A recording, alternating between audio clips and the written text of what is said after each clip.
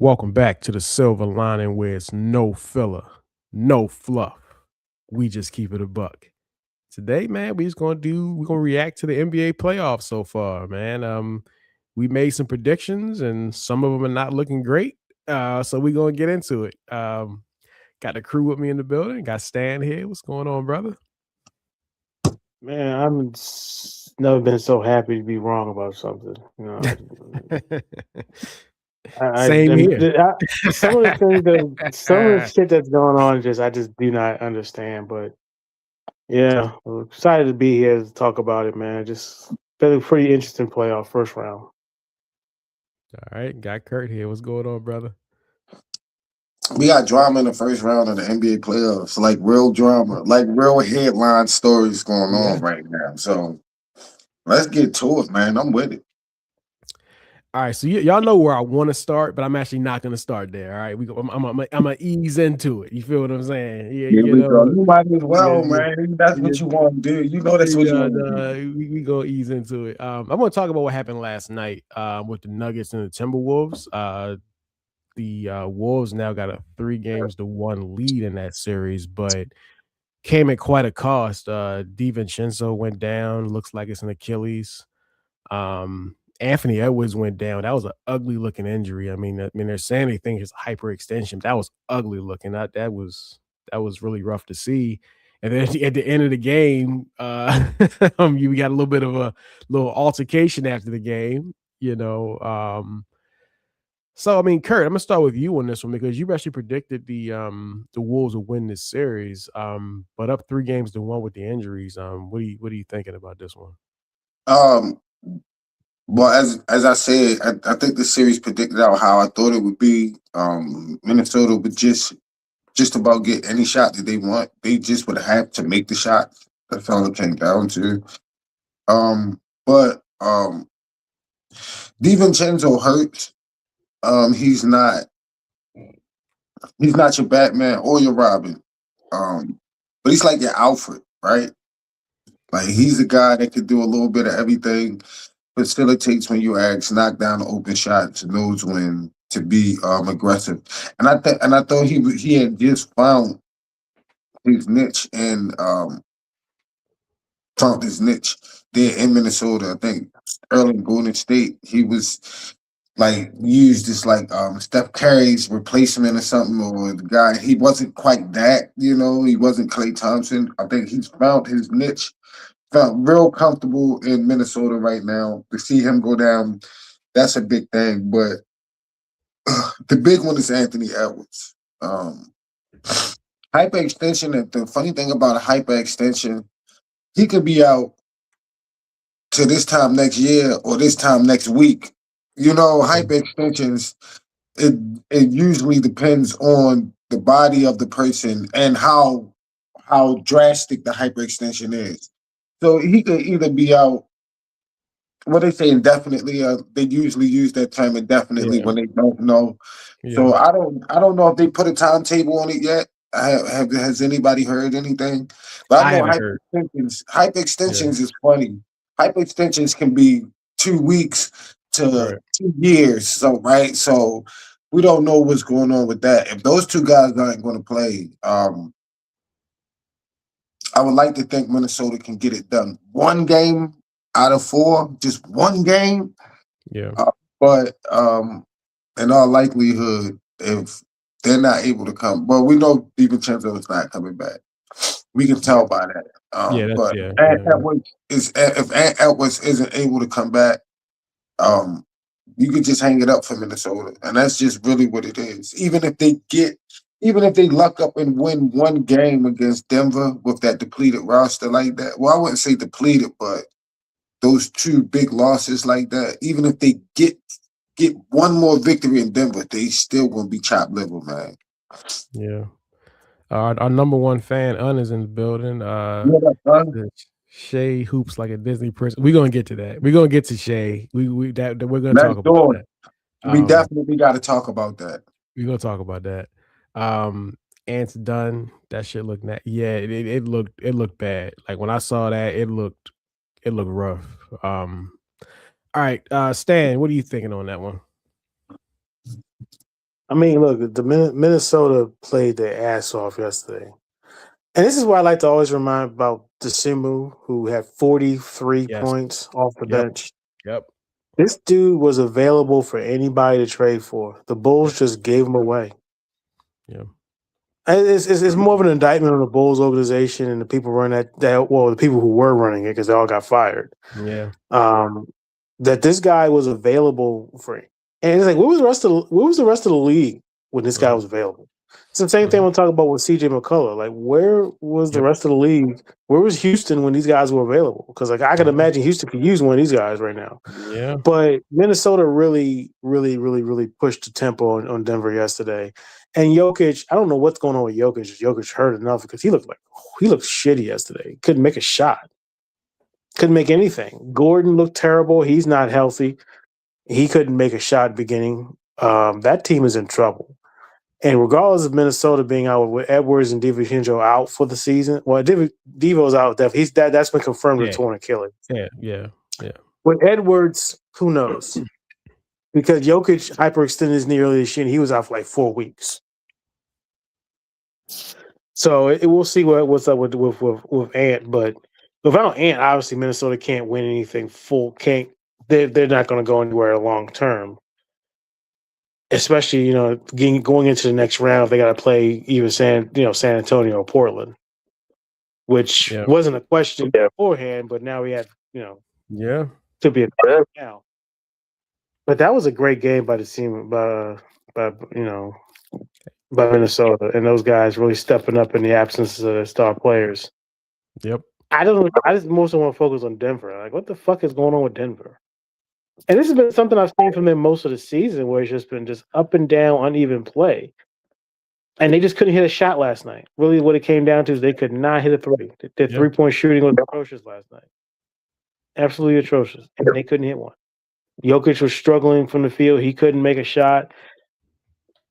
That team's in trouble, obviously. But, again, if you're looking at it, Minnesota can still win the series. Obviously, they're up 3-1. Denver's got to win 3 straight against this team.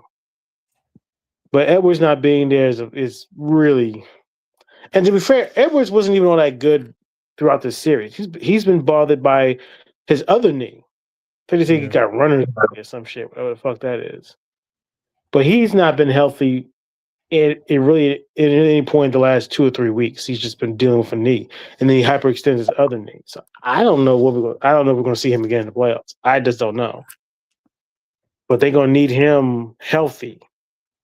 If he was healthy, with the way the rest of the guys are playing, they could be a problem. I mean, Gobert has played the best defense I think I've ever seen him play this year series. He has played amazingly physical defense on Jokic, and he's been fantastic in this series. He's really been the MVP of this series for Minnesota.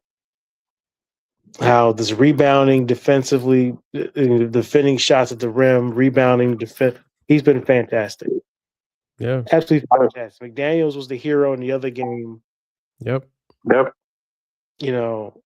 But this dude from Chicago that they got just got plunked into their lap, man. He was fantastic, man. He had no fear at all. He was taking shots, taking threes, and he did like 6 threes in a game. Mm-hmm. I think he was in the Rod Dillingham trade. Yeah, but Minnesota got him for virtually nothing. Rod Dillingham was a bust. So it's like they got him for nothing. Yeah. And he literally saved their season because if he wasn't there, I don't know what they would have done yesterday without Edwards and Devo. But he was fantastic. 43 off the benches. I mean, I think they said he was one of 2 or 3 Minnesota players to score 40 points in a playoff game, and surprisingly, Kevin Garnett's not one of them. It was actually, I think they said Edwards done it 5 times and Sam Cassell. But but man, Denver, I don't know what's happened to Denver. Just the last couple of games, Murray was horrible in the other game, and Joker just couldn't make a shot. So they're definitely in trouble. Definitely in trouble. I thought the series would go either way. But just because of and again what happened at the end of the game yesterday, I don't know what the fuck McDaniels was doing going and laying that ball in. There was no need to do that. But at the same time, I don't get irritated by that kind of stuff because at the end of the day, the game's still going on. Play till the whistle's over. Play till the Yeah, game's but over. they don't. You know, they two teams that kind of don't like each other. You know what I'm Yeah, I don't saying? really And like when it each get other, like but that, I don't mind it. I yeah, don't mind it. no, I don't mind. I don't mind. I don't mind the chippiness, but that was seemingly unnecessary to do. And McDaniel's already called out the entire Denver team early in the week, basically saying none of them can defend worth for shit. Yeah, yeah. So there's already enough there. But now you're risking suspensions or whatever if any of these guys came off the bench. So now the league's going to have to review that whole situation, and we'll see what happens with the league rules. Because again, they say, yeah, I don't think anybody's gonna get suspended from this. But who knows with this league? Sometimes the league does shit that you just don't expect. But I'm a little surprised at it being 3-1 now, man. But You, Denver's in you trouble. remember what they, you Denver, remember what they did Denver. to Amari Stoudemire? You remember that? The Steve Yeah. Nash, Yeah, Robert yeah, I Ory, and all know. Amari Stoudemire did was step off the side of the bench and they Yep. suspended him. Yep. Like they Yeah, probably will suspend him, Stan. They probably will. that was a joke. That cost the Suns a title. That All right, Suns real team quick. that Suns team's gonna win a title that year. So yeah, it's stupid. So we'll see what the league does with that. All right, real quick. Unsaid. How about them Lakers? You three said there was no chance. I'm a Celtics fan. I had hope for y'all. And Orlando looking like a 4 seed. We thought it was going in. Yeah. We'll get to all of that. We'll get to all of that. For me, as far as this series, I had the Nuggets in 7. I mean, it looks like that could still very much happen just for kind of how things turned out injury wise. But man, I mean, the Nuggets shoot 21% from 3. And Oh, sure. on paper, going into the series, you would say, technically speaking, that you got Rudy Gobert, who is an elite defender, guarding Jokic, who's their best player. So on paper, you would say that that's a good matchup, but historically, it hasn't been. Historically, Jokic just ate his lunch, but in this series, man, it's not been the case. I mean, Jokic's numbers look okay, but if you're watching the game, he's just not dominant right now, and he ain't getting much help either. As far as the McDaniels thing, I mean, it's unnecessary, yo. There's unwritten rules in basketball. The game is over, you dribble out the clock. So you trying to put one more in there. I understand why Jokic felt the way he felt, on top of the fact that you're losing. So you're losing big, going down 3-1, and this guy with the funnies. So I understand why he want to run up on him or whatever. I get it. But McDaniel's got to be better than that. Just dribble the clock out, bro. No, he don't. No, he don't. It's playoff basketball. It's playoff basketball. Y'all don't like them. They don't like y'all. Listen, bro, it was a point in time where that type of stuff was like the game wasn't right unless we had that type of stuff. It just show you like how far the game goes. You remember when John Stockton, Karl Malone was talking smack to Gary Payton, and he was saying how John Stockton was better, and they was in Seattle, and they were beating Utah bad in the playoffs. Yeah. Gary Payton, he shot a 3 at the end of the game where he could have held the ball. And he shot the 3, and he looked at him like. And I remember after that game, Karl Malone was like, he was like, "Do you take exception to it?" He said, "I take exception to Gary Payton." He said, you know what I mean? Like it's Gary Payton. Like that's what they were. Like that's a part of the game. Like, so what? It's supposed to get chippy. I just don't want nobody to get one of those Amari Stoudemire suspensions. Right. But maybe in a regular season against a team that you have nothing against. Like these guys never played in the playoffs against each other. There's no bad blood. There's never been no trash talk. Then I would say, okay, McDaniels, you're doing a little bit. But being that they got the history of having, and then they're in the playoffs, like, man, look, let them boys know what it is, man. It's gonna make for a great game 5. That's fair. I'm not mad at that. Anything you want to add, Stan? I thought it was fucking stupid, but at the same time, it's like Jaden's been ran his mouth about the Denver defense, and he's backing it up with his play. So Again, Yeah. I like trash talking when niggas back it up. You know, Mm-hmm. it's not like Dylan Mm-hmm. Brooks when he was running his mouth and he couldn't back it up, and then he didn't want to answer to anybody when he got his ass kicked. That's one thing. You're gonna talk shit, that's cool, but back it up on the court. And then if you don't, then face the music. And Jay McDaniels has backed it up. He's played fantastic in the series. And again, these guys have carried Minnesota. You know, because again, Edwards has not been healthy this whole series. So there's Simu and McDaniels. You know, Randall's been and Gobert's defense has been spectacular. They've carried the team, so they deserve to be up 3-1. Denver has really no excuses. You know, outside of Gordon being banged up and Watson being out, the guys are healthy.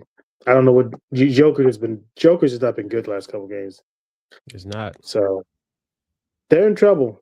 You know, that's all. You know, they're in deep trouble, and again, I don't know. They go out in the first round. I don't know what that team, because I thought that team had throughout most of the regular season had been really up and down. But Yeah. when they were up, they looked like a team that could win it all. They could beat Thunder, go toe-to-toe with OKC in a 7-game series. I thought they could. They're going to go out in the first round. Jeez, but they're in trouble. Yeah. Yeah, but I mean, look at it. With the injuries, though. I mean, they got a legit chance to get back in the series, unfortunately. So, you know, I hate to see a series decided by injury, but you know, that's how it goes. That's yeah, playoff basketball. That's how it goes. You know. yeah. Quickly, let's talk about, because I don't know how much I really have to say about the series, but the Suns and the Thunder. I can't honestly tell you guys that I watched like this series closely. Like I'll have it on, but I'm not that interested in it, so I'm kind of like watching other stuff. I mean, I've seen enough of it, but I can't tell you I've been like really entrenched in this series. Any thoughts on it before we get to Shay? No. They kicking their ass. What else? You know, it's as simple as that. They're a better team than Phoenix, and Phoenix is lucky to be here, and that's all it was. You know, they kicking their ass.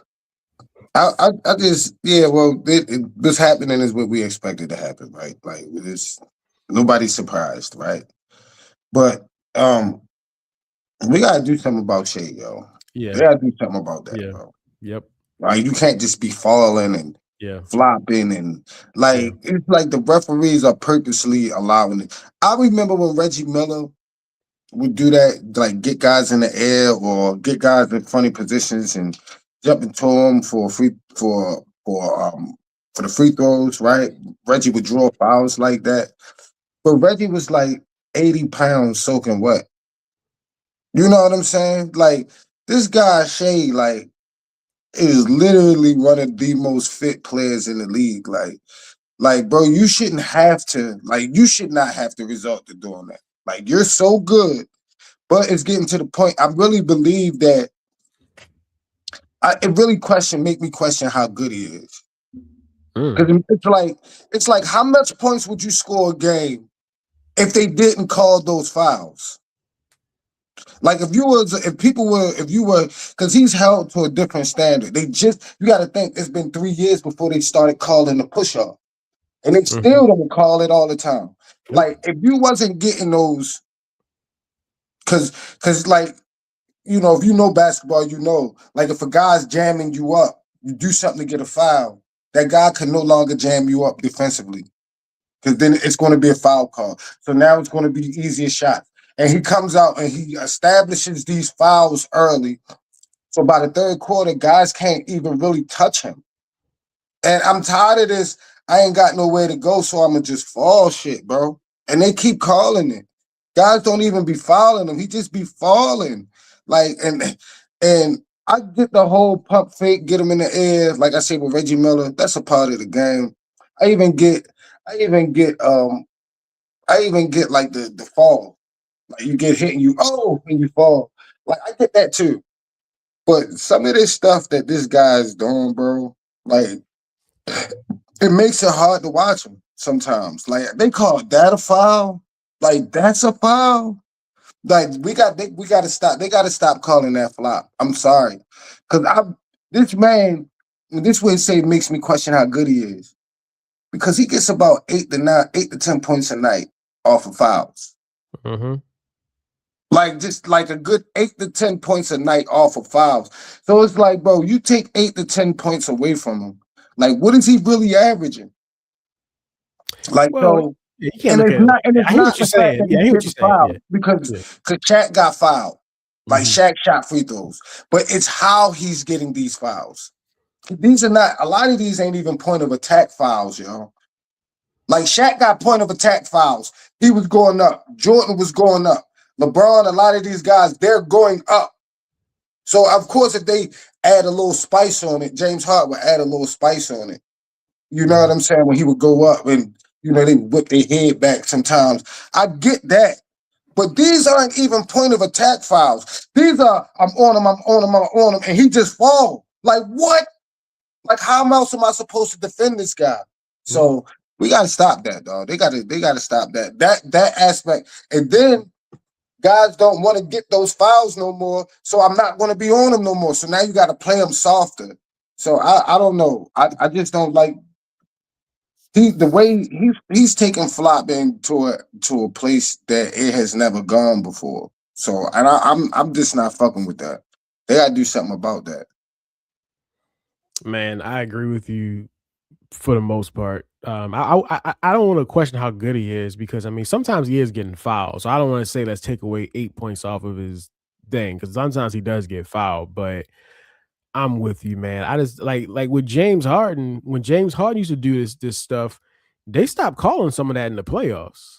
But Yep. it seems like with Shea, man, it's transferring right on over to the playoffs, and he's getting these fouls and like I think back to Allen Iverson back in the day because Allen Iverson used to shoot a ton of free throws. But Allen Iverson was taking that ball to the basket consistently and getting fouled Consistently. Yep. and getting hit. He wasn't flailing all over the place and wailing his arms like a chicken, bro. Like he was actually going to the basket and getting fouled. He was getting This is beat up. just, yeah. This is like James Harden stuff, but like taking even to another level, even from that. And for some reason the refs keep calling it. And like, I like what Devin Booker said because the one thing when he got that technical foul, he threw the ball back and they called it technical. It's like, yo, what is it? And they literally called it after Caruso asked for it. It's like, yo, it's feeling like WWE in here right now, and I'm sure he caught a fine for that, but it's just like he had to say it. Somebody got to say it. Like, I don't understand what's happening with this, man. So I'm with you, It's Kurt. Like, funny. I It's hate it. funny to hear Devin Booker say that though, because he does Yeah. the same thing though, yo. He He don't do does the that, same. yo. He Not don't not do to that. not to the He don't do extent of that. Shay though. Not to Yeah, the yeah, extent of Shay. Yeah, ain't nobody doing yeah. it like Shay. He by himself. But he plays that foul bait game piece a little bit, but not to the point of Shay. Shay on some different shit. Yeah. Stan? See, y'all niggas actually watch basketball over the years. There ain't nothing that Shea does that no other nigga in that spot in his position has done. Every That's not two true, guard, Stan. That's no, that not is true, exactly Stan. true. That is exactly true. Every two guard, great two guard, every crafty player knows how to get to the line, knows how to jump into a guy's body. Now, what Shea does, first of all, to sit here and say you don't know how the question how good Shea is, fucking stupid. Nigga had 42 points yesterday on 15 and Well, 18 shooting. but what I'm Had saying 8 is the assists. fouls dictate The nigga, the way they call okay, the foul dictate how he's played. And if you can't play him, jam him up, then he's going to get those mid-range jumpers all night. And but guys he don't want knows, to touch him. So but he's he getting a knows lot of how buckets because guys don't want to touch him. he knows how to get the calls. Again, all these guys go back in history: Kobe, AI, McGrady, Jordan, Magic, all of them knew how to get the calls. Knew how to get the calls. Now, I don't get bothered by it because at the end of the day, the officials allow it. So that's why I don't blame him. My problem is if the league is not the league needs to start watching this Yep. stuff. When Now Harden there was you doing go. that That's bullshit, true. Yeah. when Harden was doing that bullshit and kicking his legs out and doing all that shit, at some point the league said we're not calling that shit no more. In the playoffs. They stopped calling in the playoffs. And in the playoffs, they stopped calling it. I just think that what we need is a little bit more consistency with the officiating in the playoffs. Because I've seen, again, this has been, I'm usually pretty busy, so I don't get a chance to sit down and watch these games during the week because I'm working. But I watched them this weekend, and I was watching this the way the games are officiated. I'm just like,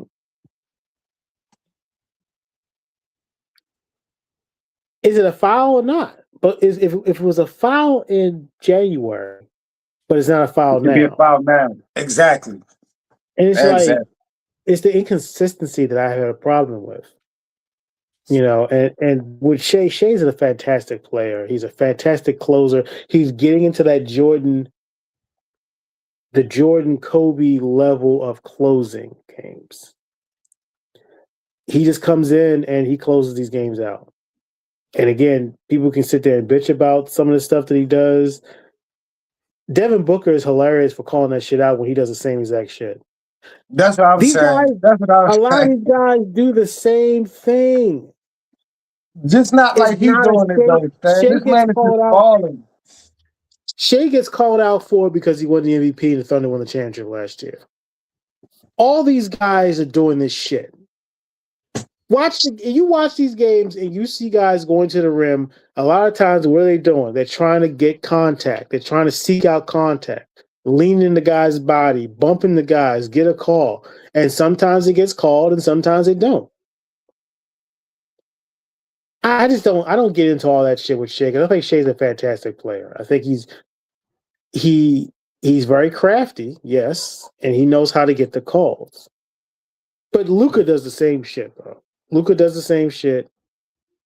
Edwards does the same shit. Donovan Mitchell does the same shit.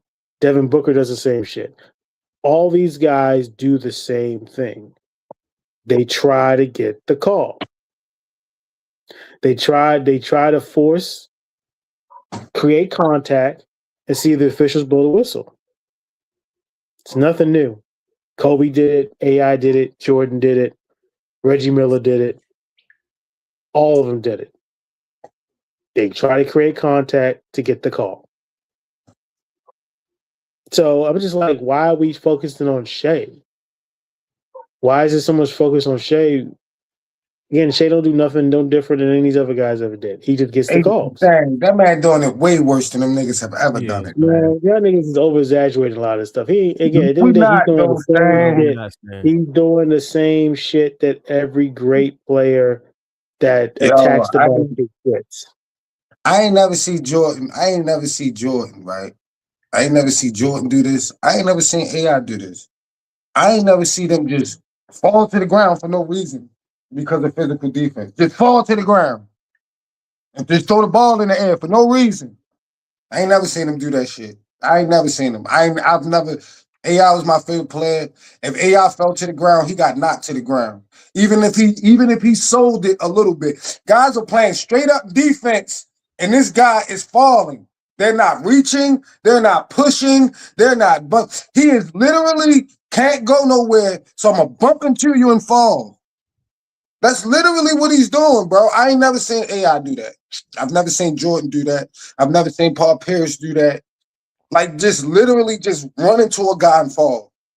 Nah, bro. That's something different, Stan. You're now in a league that tell you got to give them proximity to shoot anyway, right? Because they got proximity fouls now, right? So now you already got to give them proximity to shoot. And now this guy done got 2 fouls on you, just bumping into you and falling. You're not going to play that guy the same way you play Anthony Edwards, who don't do that. You're not going to play that guy the same way you play other people, because he's going to run into you and fall. So you have to give him space now.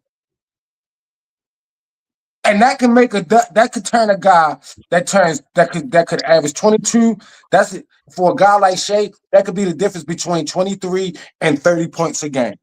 See, that's where I can't quite get there, because like I'm not gonna sit here and act like all his foul shooter are all from that. Like he gets legitimately fouled plenty.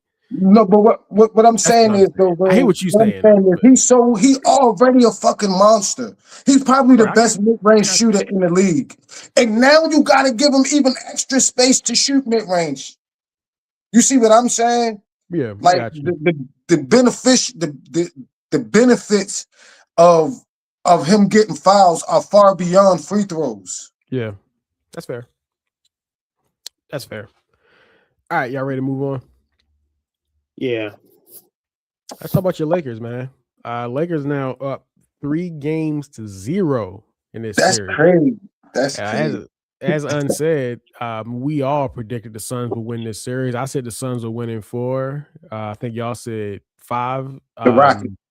Excuse me, the Rockets. I'm sorry. The Rockets. We all said the Rockets would win this series. For me, man, the Rockets should be ashamed of themselves for the way they lost Game 3. Like, that was an absolute disgrace. Like, you cannot lose that. I mean, that's like, you know how, like, in the NBA, the reason why March Madness is more exciting than the NBA playoffs is not just because It's not. it's the 7-game series. Yeah, it is. But listen, No, it's not. it's No, it's not. that's a different debate. But the reason why, in my opinion, the March Madness is more exciting than the NBA playoffs is because in March Madness, like, in these kind of situations, the game still ain't over. In March Madness, if you're up by 6 with 30 seconds to go, we just getting the party started, you know, because in college, guys are more susceptible to make crazy mistakes that leads to like crazy comebacks in a short amount of time. Typically in the NBA playoffs, you're up by 6 with 30 seconds to go. That game is over. And you know, that's the game's over typically, right? So when that game is where it is, you're thinking the game is over. And you turn the ball over, you foul a shooter, you turn the ball over again and allow LeBron to draw 3.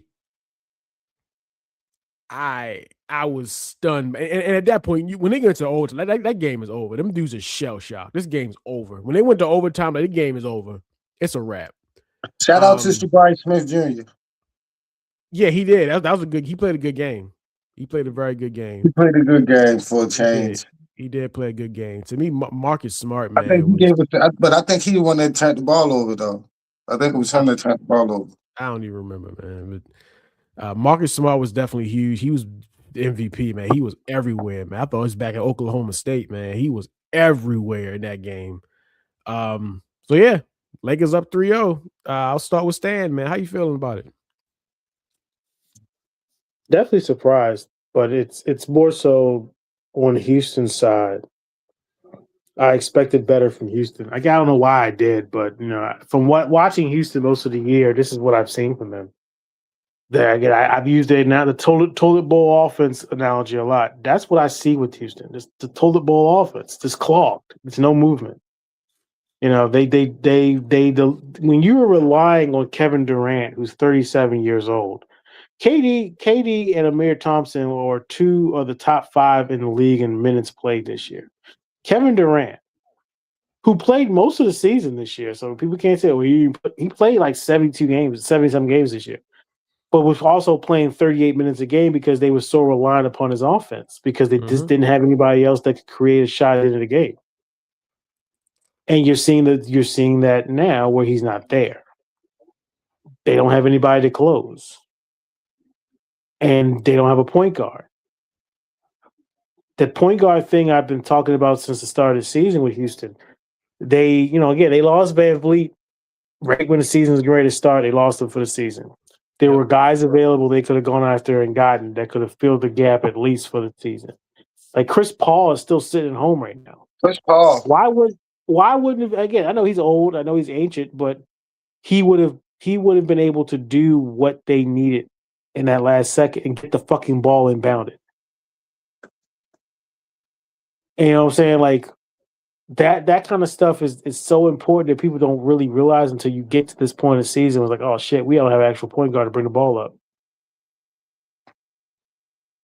You know, and Dooku's probably getting fired. I don't imagine he's gonna make it. I mean, if they could have fired him during the series, they probably would have. But again, I said this to Reggie yesterday. We talked about this game. I'm like, the series is like, this is where you see the difference between an X and O's coach and a rah-rah player motivator guy. Emaine is a rah-rah, hold guys accountable guy, that kind of shit. JJ is a X and O's coach. The Lakers, JJ has outcoached Ime this entire series. JJ makes adjustments. This is why Darvin Ham got fired, because he couldn't make in-game adjustments. This is why I'm saying coaching matters in the playoffs. As when coaches get paid is in the playoffs. That's where you notice it. You don't really notice it in January where you're out there playing a shitty team like the Wizards or something like that. You notice it when you get to the playoffs when you're playing good teams. That's where coaching comes into play. And JJ has done a masterful job getting this Lakers team to this point without his two best offensive players. Is he outcoached him? He's been a masterful coaching job by JJ Redick. And I said, he's going to get fired because there's no excuse. This team is the Rocket. Even without KD, they still got talent. Yes, they don't have a point guard. Yes, they don't have KD. Excuse me, but Şengün had a pretty good game in Game 3. So did Jabari Smith junior So did Thompson. But they didn't have, again, when it came down to closing, who's going to make the shot? They had the ball with plenty of time to win the game at the end of regulation. And what happened? They threw up an air ball. The Lakers at least had one shot. LeBron almost put it in, too. And again, let's talk about LeBron, too. I just be wondering what this nigga be on now. This nigga 41 years old. He's 41 years old, and he's still playing at the level he was 10 years ago.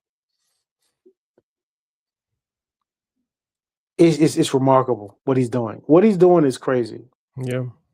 Like to be basically put back in a situation where you're the number one offensive option now, and they expect he was playing his ass off. I know LeBron was gassed after that game. He was diving on the court, looking for loose balls. He was playing defense. He was getting at it. He was playing. He turned back the clock again.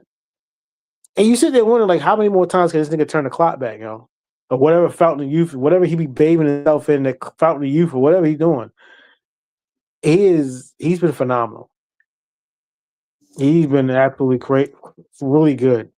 And, offensively, Marcus Smart, though. But Marcus Smart was the star of Game 3. His defense, his offense, he was making clutch shots, but his defense was fantastic.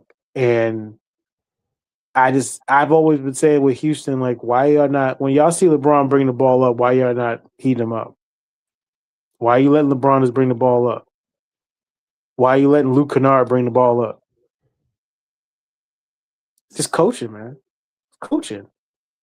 Like, that's all you can really point to is like this. The biggest thing in this series has been JJ's coaching and LeBron James turning the clock back. That's been the two biggest things with this series. And them getting quality minutes from Marcus Smart and even Bronny. We all make jokes about Bronny. The fact we all know that he doesn't belong in the NBA.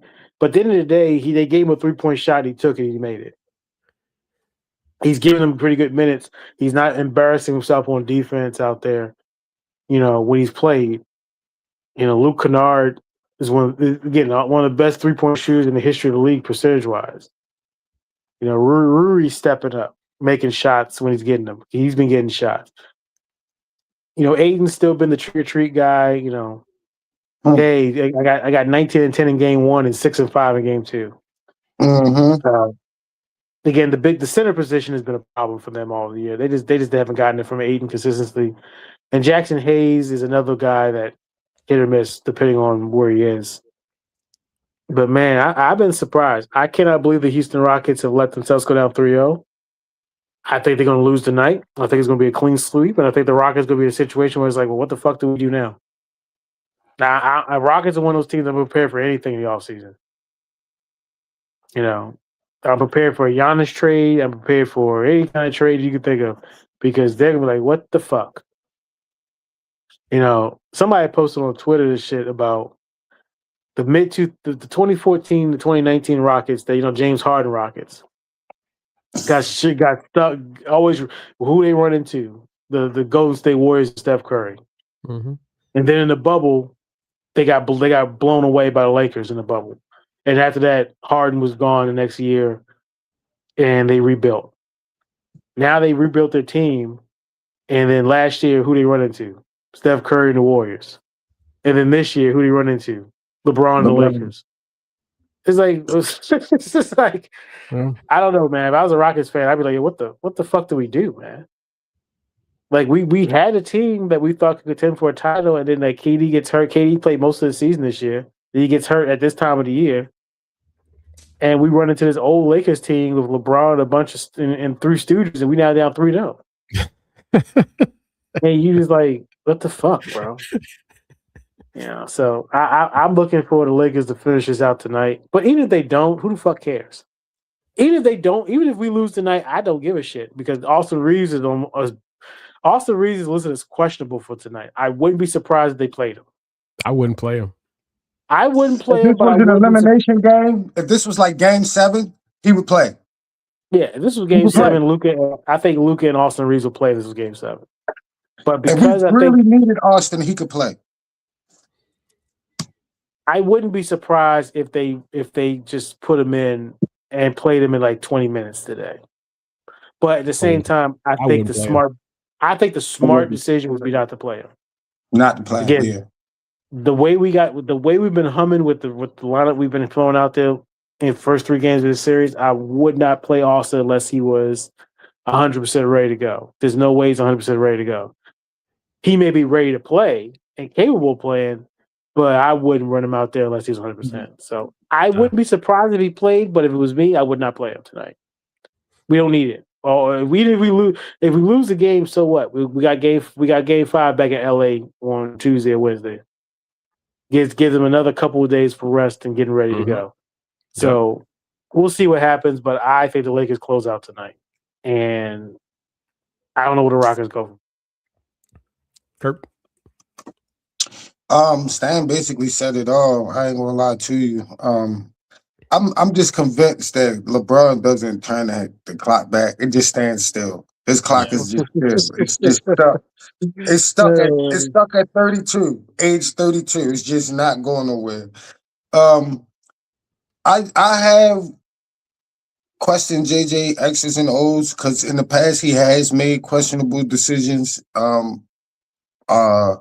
But I think he's learned and grown. I think he's learned how to call a playoff series, like how to call a series. Like Stan said, he's been on the money this series with adjustments, X's and O's, all that.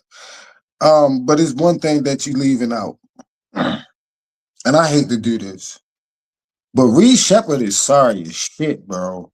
He is absolute ass. This man takes the worst shots at the worst time. He takes shots that's like, yo, I can't believe you just shot that. Like, hold up. Like, it'd be a situation like where as though they'll get a rebound and they'll push, and all he got to do is just wait 1 second for somebody to be trailing, and he'll just hoist up a shot real quick. Or just come off a screen and just randomly shoot a 3. Like, bro, what do you like, bro? Like basketball IQ, he has none. And he's bricking a lot of the shots that he putting up. Also, Chris Paul, how they could probably got Rajon Rondo off the couch and he did better than this shit right now. Like real talk. You know, like I always say, like I would say you did that veteran point guard presence. I always say that Drew Holiday's, they still got value. Patrick Beverley's, they still have value. You don't even need Patrick Beverley to go out there and play 20 minutes. You need Patrick Beverley to be on the sideline and say, hey, look, young boy, this is what I'm saying. You need those point guards, those coaches on the floor. You got to have one. Like Patrick Beverley, if Patrick Beverley was on that sideline yesterday, they probably win the game. Simply because of, not because Patrick Beverley going to come off the bench and score, not because Patrick Beverley is going to play a whole bunch of great defense for 25, 30 minutes. It's because Patrick Beverley is going to say, Twain, you come off that pick and roll, you got to be aggressive because they going to play such and such like this. They don't have that player to do that. And you're not going to get that from Kevin Durant. He's never been that type of guy. He's not going to mysteriously turn into that guy now. Right? No leadership whatsoever. And like as Stan said, bro, they got talent. Jabari Smith Jr., talent. Şengün, talent. Amir Thompson is one of the most talented players I've ever seen. Amir Thompson is one of the top 5 most talents in terms of like talent and potential. This guy got talent and potential from a physical standpoint to be where the elites were. Like if this man developed a couple go-to moves, a three-pointer, and a mid-range game, bro, it is nothing you can do to stop him. That's all he needs right now. They have talent. It just looks like guys are just running plays. Doesn't look like they're playing together. It looks like, okay, you set that down screen, and when you set the down screen, Şengün gonna come up, and I'm just gonna dump the ball to Şengün and look. It ain't no motion. It ain't like when you see the Lakers, it's like LeBron passing, boom. LeBron he passed it to the wing to Marcus Smart. Marcus Smart make a move, then boom. He passed it to the corner to Rui, then Rui kick it back to LeBron, then LeBron kick it back to Marcus Smart for a 3. Boom. That's how the Lakers are running right now. It's like wow. Okay, I come off the screen, I get the screen. If that ain't there, then boom, I kick it, I keep moving, and I'm gonna go set the screen. Then I come off the screen, then I'm gonna go run around the pick. Hey, look, I'm wide open for a 3. That's how the Lakers are playing right now. When you look at Houston, it's like just dump the ball somewhere. We're gonna dump the ball to Şengün, and then we're gonna give you that sorry ass cut down the middle of the middle of the paint. I don't know how many times I've seen Jabari Smith and Amir Thompson just randomly cut down the middle of the lane when Şengün got the ball. Like, bro, this shit is so fucking elementary. Even I can tell that this is happening. So it's no motion. You got a point guard that wants to score in the most inopportune times. And even if you're going to take those shots, make those shots. Like Kyrie Irving is the king of bad shots at the bad time. But you know what? You got to shut the hell up because he's going to take them. He's going to make them. He's going to make them. That's his game. Kobe took some of the worst shots ever. But you can't say shit because he hits them. Like, if you're going to take those shots, you have to be able to make those shots. Reed Shepard is taking those shots, and he can't make those shots. And it is tearing there. It just like, you can feel like the momentum just leave every time he break a shot. So, this is not the way I depicted it to go. But I also did say I wouldn't be surprised if Houston shot themselves in the foot. Like, this is the one team that's going to do it. A bunch of talent just out there running, and nobody has a sense of direction. So they're in trouble. They really are in trouble. I'll be hesitant to say fire Ime because Ime doesn't have a point guard. A real point guard heavy system is really what he runs, but he doesn't even have a point guard. So, like you said, Dosunmu was out there. What's the dude for Atlanta? Tyus Jones would be like they had Tyus Jones right now. Like from Duke, if they had Tyus Jones or trade Tyus Jones, he'd just sit there at the top of the key and run everything for him. Like there's so many point guards they could have like if they had Lonzo Ball right now. Lonzo would have said, "Hey, everybody shut up. Go to the corner. You go here. Listen, we're gonna set this pick." Lonzo, he's still, I know physically he's not there, but Lonzo is still one of the best decision makers and floor generals in the league. He still knows how to put the guys where he at. I just don't know where he's at physically. But Lonzo Ball would have been tremendous for them last night. And they just don't have no type of court leadership at all. So hats off to the Lakers. You know, that's my guys, bro. We did what we doing. But I'm as impressed as I am and happy, it doesn't really hit the same because of like how disappointing Houston is. So it's like we kicking people while they down right now. That's all. We just stomping on them while they down. So shout out to the Lakers. Houston got to do something. And they can't just blame everything on Ime though. Yeah, man. Yeah, I was a huge fan of Reed Shepard coming out of college, man. But I'm with you, man. It just hasn't quite shown it so far. Yeah. He was the 4th overall pick in the 22 draft. Yeah, I think so. Like he's the 4th overall. He was the 4th overall pick, and yeah, he's been letting them down because they've been needing his play, his offense he just has not been there, and Is they don't KD have anybody else. is KD playing tonight? Who knows? Yeah. Yeah. I don't I even think it mean, matters at this point. I mean, no, not really. it doesn't really matter at this point. The way we're playing and the way they're playing, it don't really matter. And if he's not healthy, what's the point of putting him out there? I But agree. It's 3-0. against 3-0, so back against the wall, and gotta do something. So I would imagine if KD can play, he's going to play to try to save the season. But again, So the much. idea of them the idea of them beating the Lakers 4 straight times, especially if the Lakers can just hold on for a couple more days and just bring Austin Reeves back and maybe Luka. I don't, they're not beating that. Yeah, that's Look, the thing, man. we've beaten the Rockets up all year. We beat Yeah. them up all year, but we was so it shouldn't be that much of a surprise. But again, when you look at the Lakers and you're like, oh, Austin Reeves and Luka are both out, where's the offense going to come from? We need to sweep them though. We need to sweep them to get Brown and them boys rest. But I guess the question would be, but I think the question is because the NBA playoffs, sometimes the way they schedule stuff is that like if the second round for two teams is ready to go, but the first round is still going over, they'll get the second round going while teams are still in the first round. So it's almost like it wouldn't be a bad thing if y'all just lost tonight, just to get another extra day of waiting to get Luka and Reeves back. It wouldn't actually be a bad thing. Well, we'll get OKC in the second round anyway, right? So yeah. It's not going to matter. J-Dub is out too, so for the Thunder. So I mean, hey, you got to play the game of basketball. If you get all your guys back, if we could sweep and they could steal 1, maybe 2 games, that'll help us out. Yeah. But I doubt it. Yeah. I don't have a ton to say about the Spurs Trailblazers series. So a lot of them games come on late, man. I'll be going to sleep, so I'll be missing it. They play today at 3:30, so I'll lock in on the one today. I think the last game you had Dylan Harper and Castle just go crazy. So any thoughts on this series? I saw a game. I watched. Yeah, I watched game 3. Okay. Is Wemby limited this game? I'm assuming he's still out for concussion. Well, Wemby, I'm looking on FanDuel right now, and Wemby is listed. Okay. But that doesn't mean he's going to play. But right now he is listed. His props are listed, so they think he might be playing today. That's not good news for Portland if he's playing.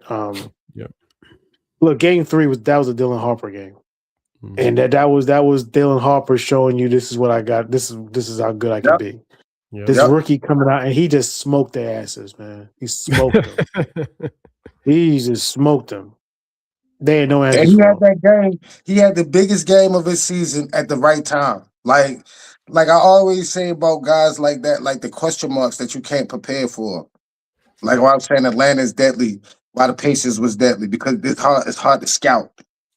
Like we haven't had enough on Dylan Harper to know what he's going to do. So if he's going to play that aggressive moving forward, it's going to be a big problem in San Antonio because we haven't. You don't know how to stop that, right? Because you haven't had to stop that all year. So if he's going to just start playing like that, like that's going to be a problem with Wemby. And the way Castle is playing right now, I don't know if they beat OKC, but I told y'all Western Conference Finals for them for sure. If they're healthy and they're full staff with Wemby and them, my thing with San Antonio has always been with Wemby is like, can you play 2 weeks without getting hurt? Because you ain't done it all. You haven't done it yet, and he didn't do it this time. Now, granted, they're not going to need him for this series because again, Dylan Harper and Castle were fantastic in game 3. They're not going to really need Wemby to win this series, but they're going to need Wemby in round 2.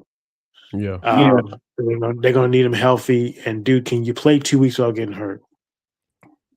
I actually wouldn't play him tonight. I wouldn't play him tonight because win or lose, I think Castle and Dylan Harper, I think they need another game without him to see if they can win it. You understand?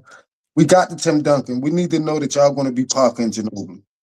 Like, just give them one game without Wemby in the playoffs. That'd be huge because that last game for them was gigantic. So if they can follow it up, like I wouldn't play him tonight. It's no rush, and you should be able to beat Portland without. Well, as long as he passes protocol, he's gonna play.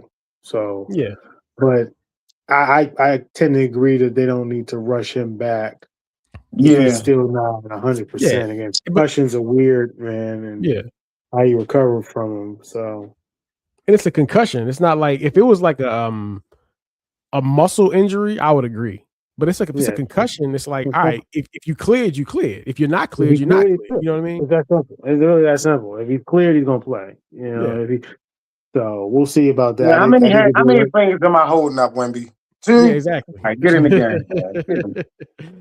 Exactly. Yeah, it's a little bit more than that, but yeah, they're gonna handle their business tonight. And Portland's not played too bad this year, but Avia was horrible in the last game. I don't know, he might be hurt or something because he was horrible in Game 3. If it wasn't for Drew Holiday, they would have lost by 30. But we'll see what happens with them tonight. But I think the Spurs are gonna handle their business and take care of business tonight. But I was really impressed with Dylan Harper. That was the story of Game 3. Like. Yes. Now it's like, oh shit, you guys got another dude that can go off like this. Shit. All right, y'all ready to move on to the East? Yeah, let's get it. Orlando Magic. Whoa. So the Magic won yesterday to take the 2-1 lead over the number 1 seed Detroit Pistons. I guess I'll start on this. Let's talk about what's happening in this series right now. Oh man. Now I can't sit here and do a ton of gloating because number one, the series is far from over, and this is we got a long way to go in this series. And we know the last time y'all thought the series was over, it was against the Pistons, and we know what happened. So that was a 3 games to 1 lead too. Yeah, y'all had 3 games to 1 lead too. Yep. Treasure Graves always like feel good being in the next round. Like you ain't in the next round yet, bro. And they didn't make it. Yep.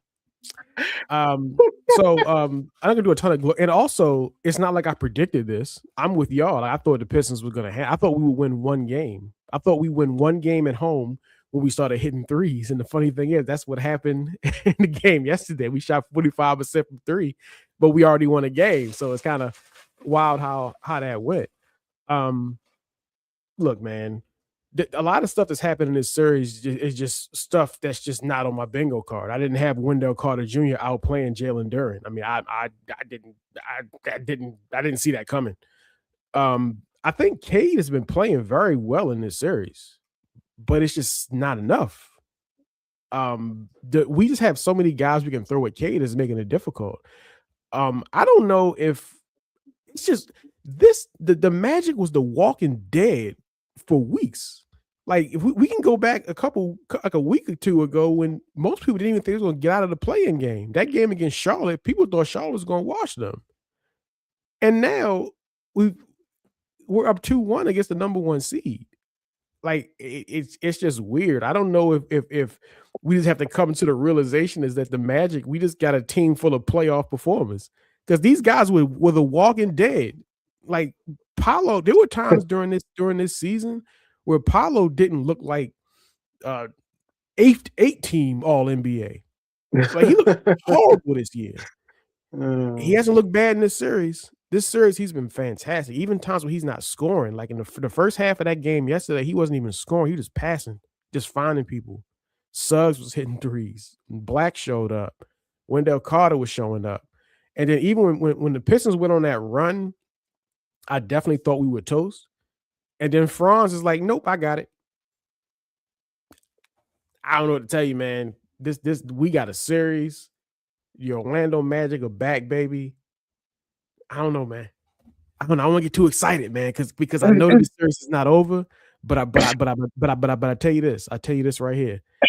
There are people who are saying that the Pistons are a fraudulent number 1 seed. They are not a fraudulent number 1 seed, but we are a fraudulent number 8 seed because we're not a number 8 seed. We've had too many injuries all year long. We shouldn't be a number 8 seed, and right now we're playing like the team that we were supposed to look like all season long. So don't crap on the Pistons.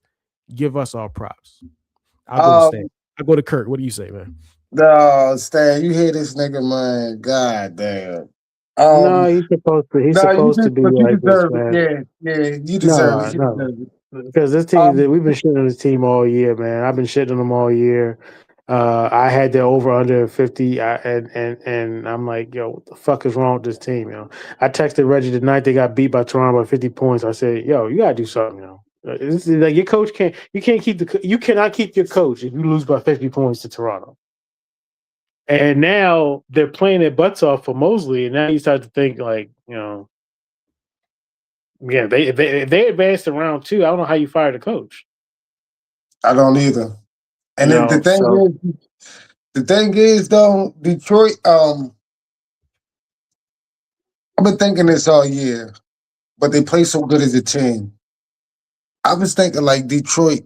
They need another scorer. They need another like consistent scorer. They need another guy besides Cade because when you look at a lot of these guys, Jaden Duran, he can work in a post a little bit, but a lot of these guys are like Asir Thompson. He's not like a guy you're gonna give the ball 20 times and say go get a bucket.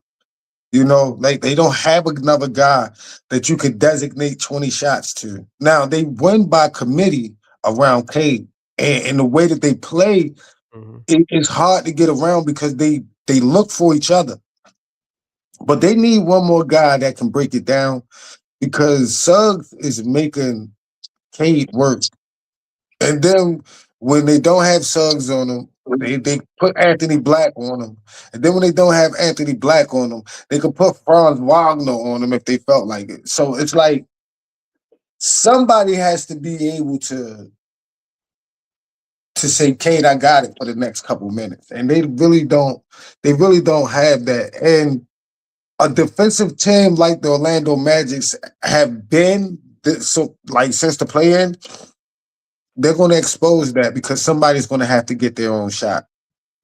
At Detroit, I'm not seeing someone else outside of Cade consistently get their own shot every night. So it's kind of trouble. And I wouldn't say they're a fraud AC. Like I don't know how you fraudulently become the number one seed of our entire conference. Like you gotta play it a whole year.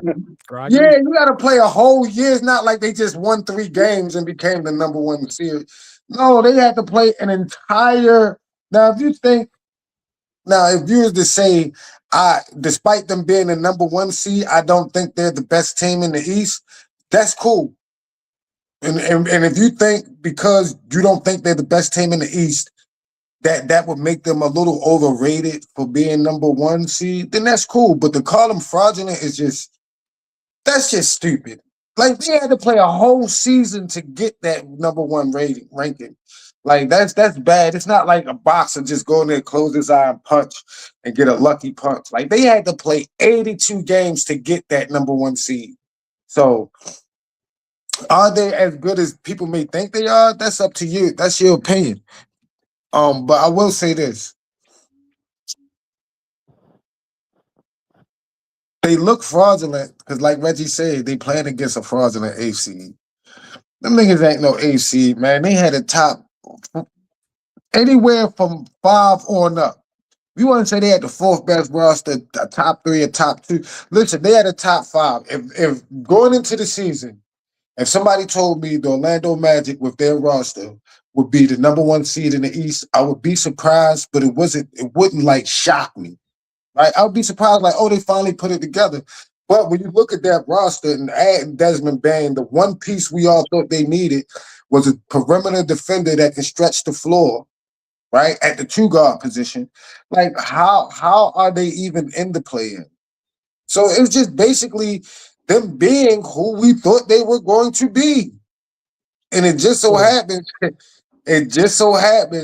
that that's an FC right now. And then they're not an AFC for sure. Remember, like the Knicks when they went to the finals that year as an AFC, they wasn't no AFC with Allen Houston, Spreewell, and all of them. There wasn't no damn AC. Just that they got healthy. They got healthy and gelled at the right time. You know what I'm saying? So, and that's what it is. That's what it is with this Orlando Magic team. They have battle injuries. They have battle like guys being able to going out there shoot inconsistently up and down every night. And now it seems as if everything is coming together full surface. So the way they looked last night, bro, and the way they've looked in this series, bro, like they can shake some stuff up in the East. The East is wide open anyway. So it wouldn't surprise me if they continue to play like this, that they end up deep, deep, deep in the playoffs. Well, I mean, that's a long way to go in this series. I'm not sure what with Cade, how you guys feeling about the way Cade is playing in this series? Because like watching it, he's playing well, but now look at the numbers and how many shots it took to get to those points, you know. So I don't know. How do you guys think Cade is? Yeah, they're making them work. They're making them work, and that's how you do with a lot of guys, especially younger guys who've never really played this level. You make them work, and that's what Orlando's doing. They're making them work for everything. And he started cooking late in that game, and they got the Pistons into it. But he's just working. They're making him work. He's not efficient with what his numbers are. Again, he's putting up pretty good numbers. He scored 39 in game one. You know, he played well yesterday. I'm not going to say the Pistons are fraudulent, but I will say that I'm not impressed.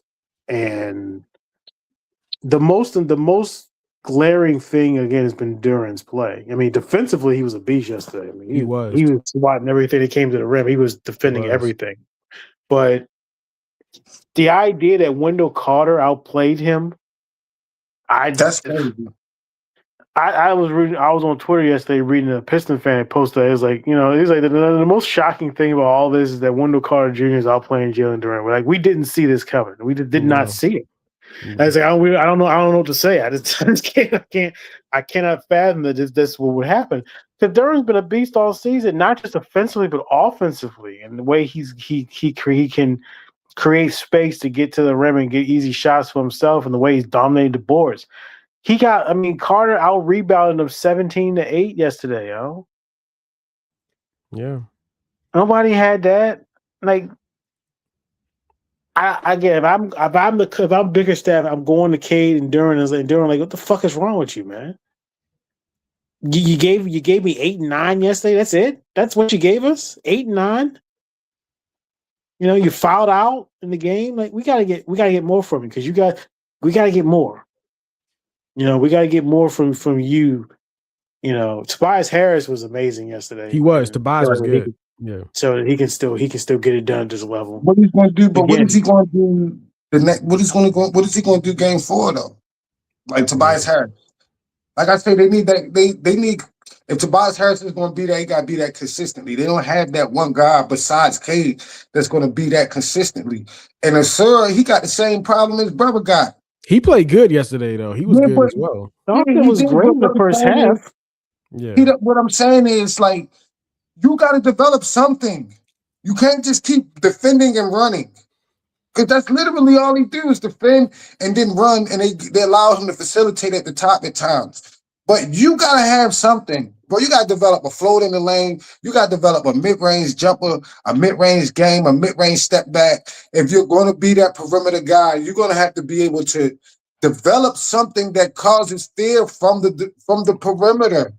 And if you're not, like right now, like that's all the Twins. That's all they do is defend and run. Like, no, I agree with that. I think they both of those guys need to develop. They got to develop something. Yes, they do. Yeah. Can you imagine? Those guys are super athletic, and they got to get a mid range.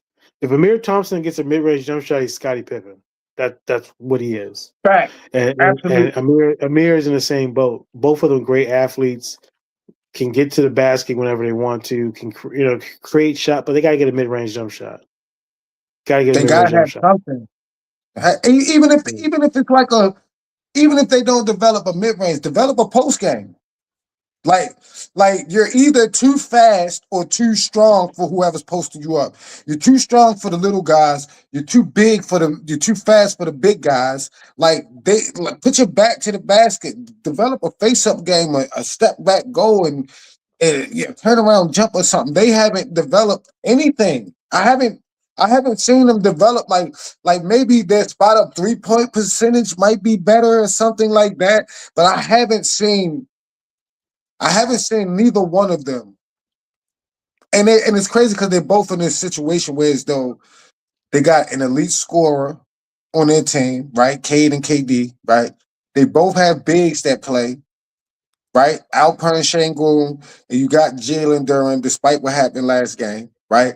And both of their teams need that guy in between those two to be able to score and facilitate, and neither one of them can do it. Like they both are in the same exact boat.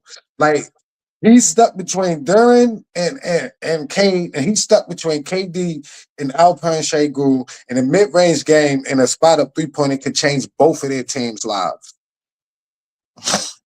Yeah, I agree.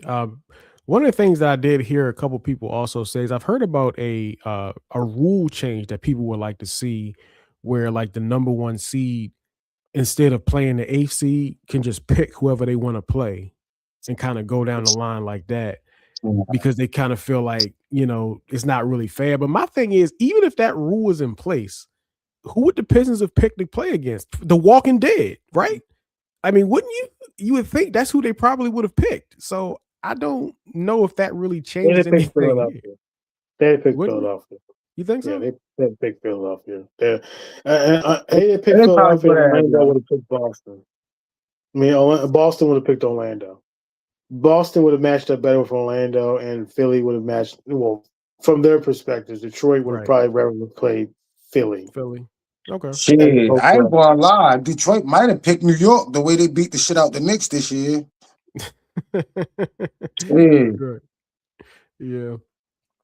All right. Yeah, I mean, long way to go in this series, man. But I like the way we playing. It's a physical series, man. This is like old school, man. It's a physical series, man.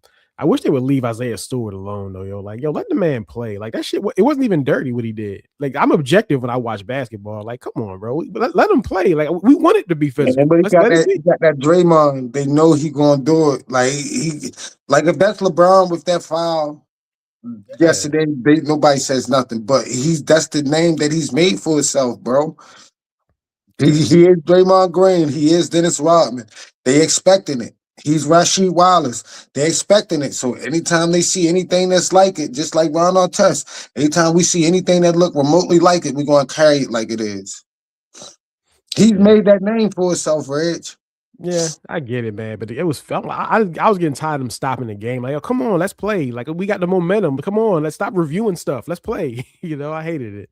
So yeah, that game, the next game is going to be Monday. It's got to keep playing. Got to keep fighting, man. Cavaliers, Raptors.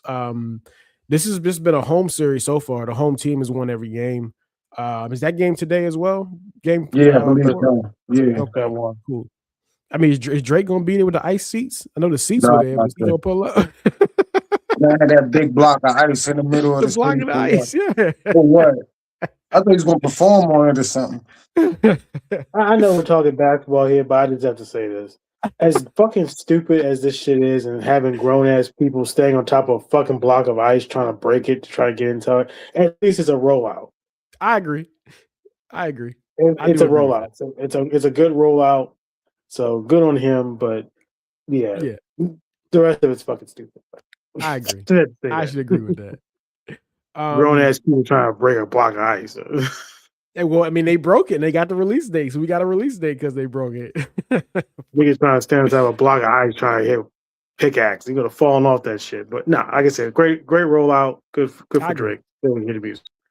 I agree. I feel like Kurt, you picked the Raptors. I picked the Raptors. Stan picked the Cavs. How we feeling about it? I don't really know how to feel because, like, when the home team just keeps winning, I can't really get a real feel for it. What are you guys feeling? It's not a series until somebody loses at home, right? Yeah. I think I will say the Cleveland Cavaliers have been, they've looked better than I thought. They look like a team you can believe in. I just can't, bro. I just can't believe in that roster. But we're going to see tonight. tonight will dictate what this series is going to be. The big three for Toronto has to be the big three. RJ, Bi, Scotty. They got to be the big three. Jacob Poeltl, when he's not a waste of space, he's very effective. When he's not being a waste of space. Yep. But if you're Cleveland, you should win tonight. If you're the team that we believe you to be, you should win tonight, and you should be having your foot on their neck going back home to Cleveland. They don't really have an answer for James Harden at the top. And I know they're making defensive adjustments. But it's crazy that at this age that tween, cross train, step back tween, that should still work. Like he's still patting the pill with it. Longest is not an elimination game, James Harden will be fine. Yep. So they go up 3-1, then Donovan Mitchell's gonna have to actually do the elimination, but to me, this is a typical series. Two good teams. Yeah. Went at home. They went at home. So we'll see tonight because, like I said, it's not a series until somebody loses at home.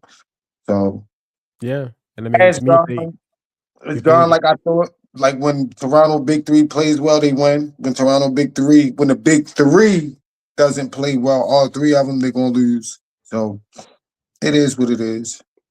Yeah, I mean, if they're able to tie it 2-2, that now we start getting closer to those deep waters of a Game 7.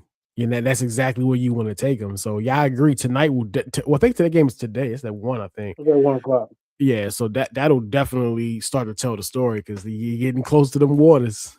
So yeah, this is a huge game, 1,000%. Stan, what are you thinking? That's tough. It's a tough game, but if Cleveland wins today, they'll be straight. Yeah, because again, they're up 2-1, but I think they're gonna lose. I've not been impressed by Cleveland in this series from what I've seen from them. Not been all that impressed. Harden is Harden. Like I said, he's gonna do his thing unless it's an elimination game. It's just Donovan Mitchell, man. I gotta get more from Donovan Mitchell. Like, come on. It's like at this point with Mitchell, it's just been what is his trademark playoff moment since he's been in the league? To Donovan's? Mm-hmm. He's had some big playoff games. He's had some big ones. He had like 40 points against the Celtics one year. Yeah, he's had a couple moments, but just not. He had the signature. He hasn't had a signature shot heard around the world. The block, like a signature signature playoff win. And the Raptors are a tough defensive team, and Barnes was fantastic in Game 3. Yep, really stepping up. I don't know where Brandon Ingram. I saw this when he played with the Lakers, and I just don't see the consistency with him. Don't see the consistent play. RJ Barrett was good in Game 3 too. Mm-hmm. Yeah, that's why I said the big three got to play big for Toronto. Yeah, all three of them. They got to get all three of those guys to really just kick it up a notch. Especially now, again, it's Game 4 at home. They got to get this game because again, as you said, they kind of got ran out of the gym in both the games in Cleveland. Mm-hmm. So they got to figure out. They got to get the win today and figure out how they're going to win in Cleveland. It could go either way, to be honest with you, because I just haven't been big on Cleveland this year. And the Raptors, I haven't really been big on the Raptors either. But again, the Raptors at least play really physical defense, and they know how to get after guys, and they can make it a little difficult for Donovan. They can throw a bunch of guys at Donovan. I got to see a little bit more from Brandon Ingram and Donovan Mitchell in Game 4. Either way, I got to see more from one of those guys. Yeah, and this is where it's matchups because like if the Pistons are able to get past the Magic, if the Pistons play against the Cavs, I think the Pistons are going to wash them. I do. I think they'll wash the Cavs. But if the Pistons win this series and they go against the Raptors can give some similar problems that we're giving them. Yeah. They play the Cavs, they're going to wash them. And all of a sudden, everybody's going to say, the Pistons, they might be the best team in the play. Just because of the matchup. You know what I'm saying? So playoffs is about matchups, man. And the thing I like about Toronto, man, defensively, Yeah. how they rotate. Like sometimes the rotations that get you a mismatch, and it has hurt them in situations. But if they could control, like because sometimes a team will come down and they'll see you have a mismatch. Like, oh, we got Reggie on the wing, so let's just run this play. So Reggie is that down bad man, and that down bad man would be Quicks or somebody. You know what I'm saying? Yep. They have to be able to control the rotations to where as though the 6'7", 6'8" guys are the ones at the rack. If they can do that consistently, because you see the guards, the whole NBA is based around 3-pointers and mismatches now. Yeah. So they have to do a better job. I think they did a better job of dictating the down man in game 3, and they played better defense. But and Brandon Ingram has to have 30 tonight. He's due for one. I think he gotta have 30 tonight. He gotta have 30 tonight. Straight up. All right. Knicks, Hawks. Currently, this one is tied up at 2. You know what's funny about this series, man? And obviously, Kurt, you said the Hawks in 6, right? Is that what you said? I think I said Knicks in 7. I think Stan said Knicks in 7.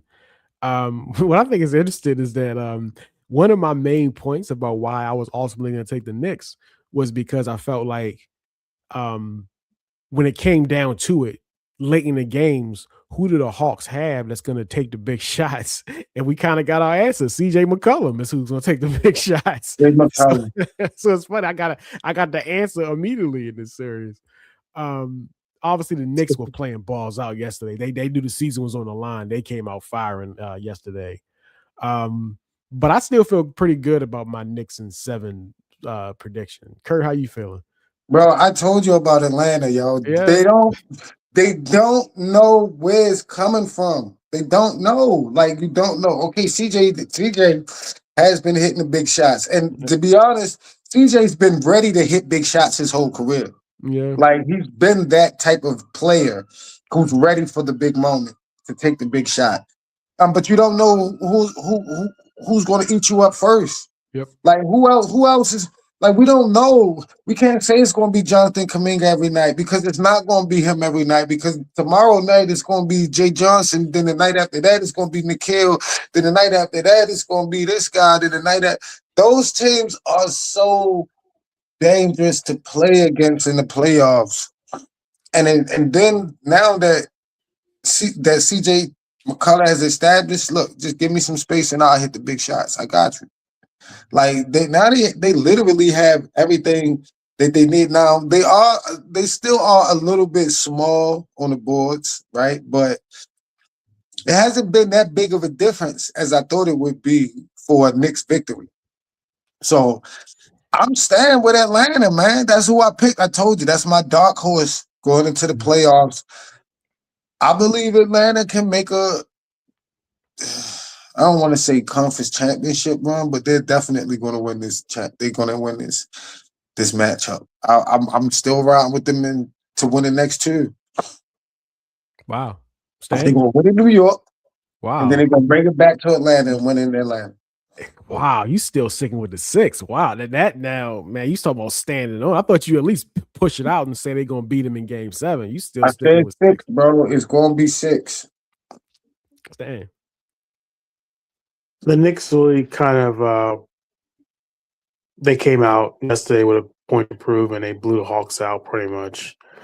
And it's basically what I expected the Knicks to do: beat them up in the post. You know, and the Hawks' problem last night was they couldn't hit a 3. They shot horribly from 3. Like Walker hit like 5 threes. The rest of the team was like hit like 3 combined. They didn't, and they kept shooting them. Again, young teams don't know how to adjust from, okay, the 3's don't fall, and now what? They just keep shooting. They don't fall. So, shit. I still think it's going 7 games. I still think the Knicks are going to win the series because I still think they have the better team. They've been there before. But Atlanta, man, like I said, Atlanta is the team now that I thought they would be in the preseason. That's what I'm seeing. Yeah. And again, playing through Jalen Johnson, and then getting the CJ McCullough thing is again something I've talked about. Where it's like this guy was available for anybody to get. Where was the rest of the league when this guy was available? Yeah. What did the Hawks give up to get him? He was available. He's been available for the last year. The Wizards have been like, "Hey, CJ McCullough, here he is. You know, what are you gonna give us?" He's been on the market for almost a year now. He was available for anybody. So I don't. And again, he was phenomenal in Game 2. Really, the reason why the Hawks won the game. And you know, but the Knicks are still a better team. Now, I was a little concerned about Brunson. Brunson looked like he bumped his knee at the end of that game. I have no fucking idea why he was still in the game at that point anyway. Mm-hmm. That's on Mike Brown. Like, why was he even in the game anyway at that point? You guys were up with 20 at that point. But he bumped knees with somebody at the end of that game. He kind of limped around for the rest until they took him out. They've been abusing him. They've been abusing Brunson. Well, that's what they got to do. That's what you got to do with them, man. You got these guys. You got to beat them up. You can't make them keep. You can't allow them to get comfortable, get to their spots that they want to get to, and make shots. Brunson can just make a move, get to where he wants to go, and then take the shot. Knock it down. You got to make it uncomfortable for him, and that's what the Hawks are trying to do. Again, they can throw multiple guys at Brunson with their length. They can throw multiple guys at him. They've done that. Towns had a triple-double yesterday. Didn't see that one coming. I don't know if y'all saw that coming. But I didn't see it. Yeah, he'll disappear the next 2 games. The magnitude of game that Big Cat has dictates what he's going to do for the next 2 or 3. So being that he had that great of a game, 16-9 tomorrow next game, 15-8 the next game after that. We'll see what he does. I mean, he's been pretty good this series, defensively and on the boards and getting buckets. Pretty telling that they were playing McBride down the stretch as opposed to Bridges, the guy they traded 5 first-round picks for. That's ugly right there. Not great, especially when you look at Giannis standing there, in the corner. It's like, well, we can't get Giannis now because we gave 5 fucking first-round picks for Mikal Bridges, who wasn't even playing down the stretch for us. That's what your man Stephen A was talking about. Your favorite. Well, I'm gonna get into Stephen A making a fool of himself last week. That's a whole nother topic. What he did last week, he should be fired for what he said to Shane Gunke. But I heard about that. I didn't hear it. I had to look it up. Yeah. If that had happened 10 years ago, he'd been fired. But yeah, I still like the Knicks in the series. Still like them in the 7 games though, because I can imagine the Hawks taking Game 4 and taking Game 5 in the Garden, because the Hawks have no fear. Nobody fears going to play in the fucking Garden no more, man. It's not like it's so you like the Hawks now in the series? No, I'm still going with the Knicks. I'm still sticking with 7 games the Knicks, because they're still the better team with more experience in these moments. So, but the Hawks. So you think the Hawks could win the next game, go up 3-2, and go back to Atlanta up 3-2, and you take the Knicks in that next game? Still I don't know about that. I think the Knicks still can win the series, okay. But I wouldn't be surprised if the Hawks won Game 5. I'm just saying that. I'm not saying if the Hawks win Game 5, I think it's over, bro. Like an elimination game back in Atlanta, I don't know.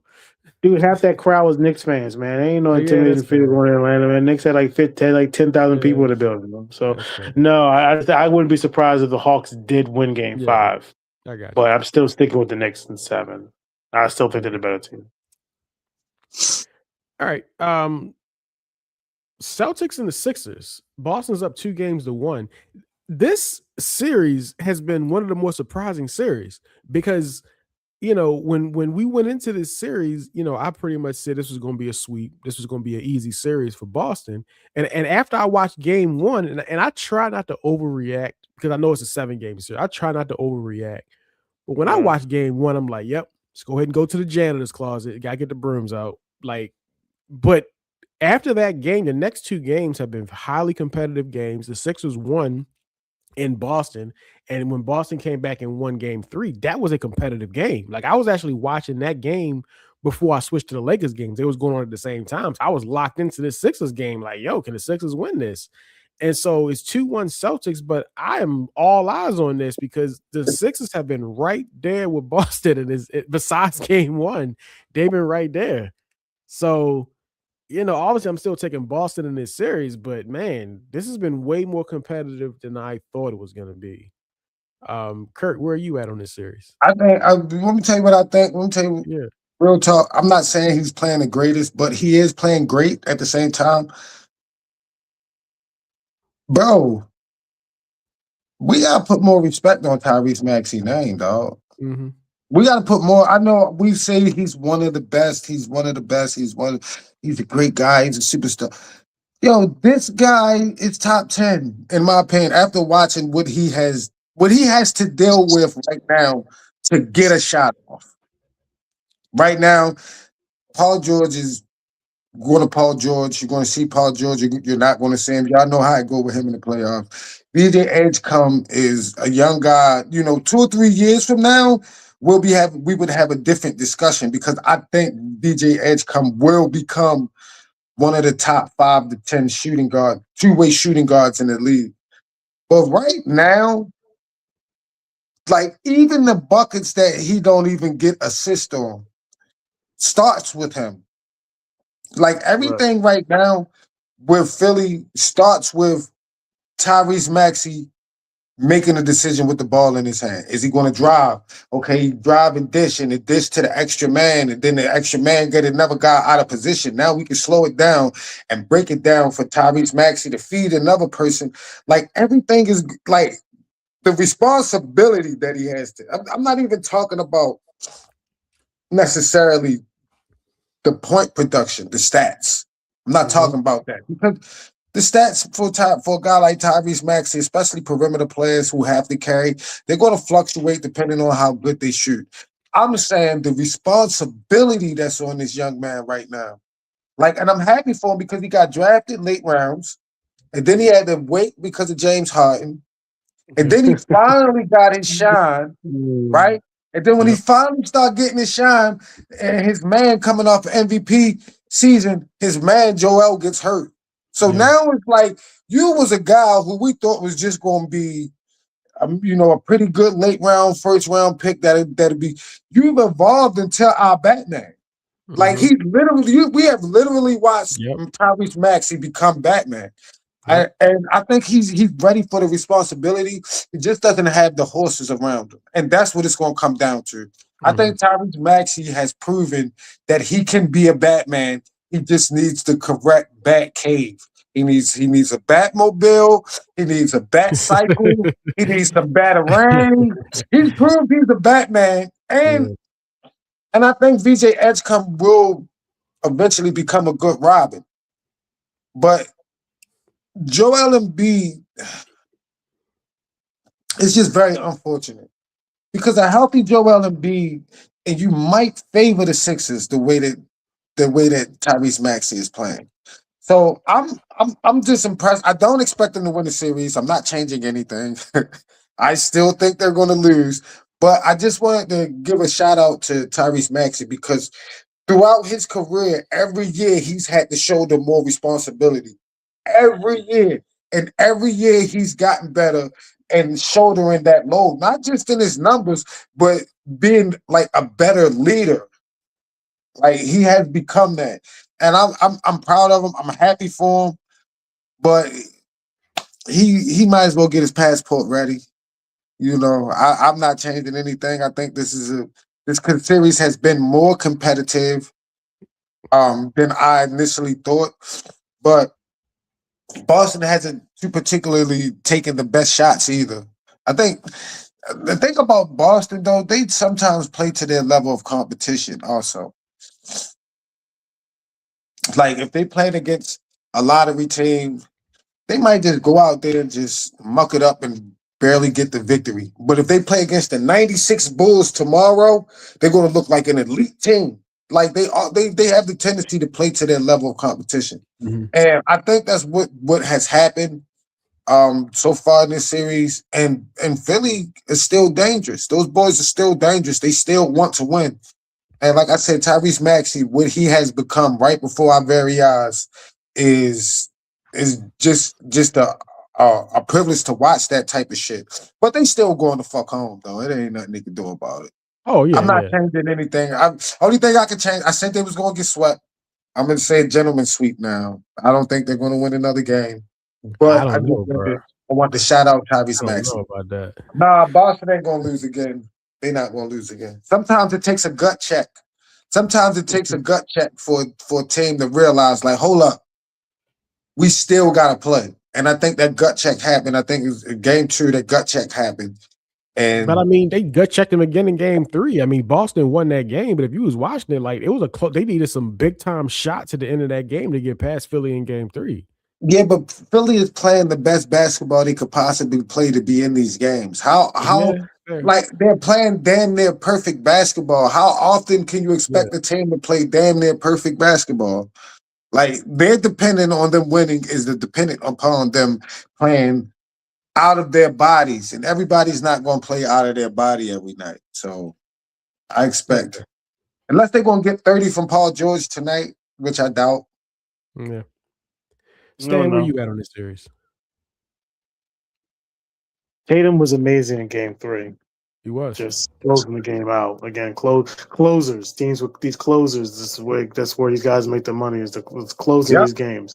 Tatum closed the game out for Philly. Closed them out. Just making big shot at the big shot. The Celtics lost game 2 because they couldn't make a 3 and Philly made all threes. It just that's what happened.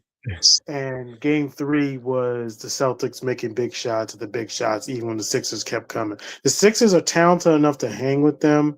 And it is a shame that Embiid is not there because I really believe if Embiid was healthy with this team, the way Embiid can fill it up, it might be a 7-game series. Celtics, I expect to win the day. I expect them to win the night, and I expect them to close it out in game 5. So, but Maxi's a great player. I've always said that about Maxey. Great player. Needs to be I think the Sixer fans more so are just like, can we just get past this fucking Paul George and Joel Embiid thing? Yeah. Because like, can we just get to the part where Edge come and Maxey are 2 guys for the next 10 years? Like, can we just get to that? Yep. And can we just build around those 2 guys? That's where the Sixers' future is. But again, unfortunately, they decided to sign Paul George to a 4-year contract worth $200+ million, and they decided to sign Embiid to an extension when they didn't have to, when he just came off another knee injury, and they still have a shit ton of money still designed and still allocated to George and Embiid. And it's a shame because if they could just get those 2 fuckers off the team. Now, granted, Paul George has been good in spots in this series. And again, a veteran guy, you always need to have one of those guys. You always need to have a guy who's been there before. Paul George has been through a lot. I mean, the money is the money, man. I mean that's bad, but at the end of the day, he's playing. So you gotta look at it like that. Like we can't do nothing about the money. The team gave it to him, but they gave it to Embiid and Paul George. And George has been good at times in this series, but these other times where you don't even remember he's even out there. And you just want that veteran presence out there to help with the young guys. Again, you look at your 2 best players, the young guys, Maxey and Edgecombe. Yeah. I like those 2 guys as the face of the Sixers going forward, but again, they still got to deal with Embiid and George. But if Embiid was healthy for this series, this would be a little bit different. I think the Sixers would really give them a problem. Like I said, I thought Philadelphia matched up better with Detroit. Detroit would have matched up better with them than Orlando. Orlando would have matched up better with Boston. Yeah. But, shit happened the way it happened, so now this is what we have. So I think the Celtics will probably wrap it up in 5 games. Sixers got to figure out the Embiid George thing, man. I mean, I don't know what that is, but again, not having Embiid healthy for the playoffs, it's got to be frustrating. Yeah. Because when he was healthy doing that in the stretch, he was doing what he was. He was doing what he always did. Yeah. 35 a night. He's still a scoring machine. He can't jump or run and act like that, but he can still score, but it's unfortunate. Shout out to Jason Taylor. It's a freak injury, man. It's not even. It's just anybody can have appendicitis at any time. If you ever had your appendix taken out, it could rupture at any time. It's just a bad luck. It's just but like I've said to you a million times, bad luck for him, something. I know. I know. It's always something with him, man. But no, it's like I said, shout out to Jason Tatum though. Jay Tatum was fantastic in Game 3, and Yep. I'm just still amazed, continued amazed that this dude is still playing at this level, not even 12 months removed from tearing his Achilles. Crazy. It's We crazy. all Not even 12 thought months. they should have sat him. Man, we always thinking like just sit him down. I did say that. You know what I mean? I did say that. Yeah, like I thought like you should be shut down for the rest of the year. And the way it happened too, Yeah. like bro, chill, cuz. Chill, cuz. He's been fantastic. Since he returned. All right. We'll leave it there. Got some games today, and we'll come back and reassess to see what things are next weekend. So appreciate y'all for coming through. Till next time. No doubt. Peace.